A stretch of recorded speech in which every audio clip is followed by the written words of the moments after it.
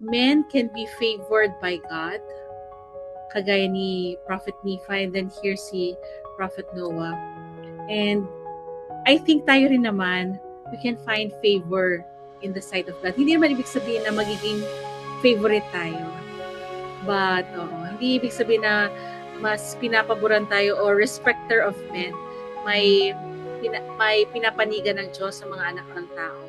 Pero, ito yung paraan ng Diyos. Kunyari, meron siyang mga commandments. We can find favor in His sight. Sabi nga, lahat ng mga blessings ay predicated sa law kung saan ito ay naka-predicate. So, doon tayo nakakahanap ng favor o nakakakuha ng favor mula sa Diyos kung nasusunod natin ang mga batas niya. Ayan.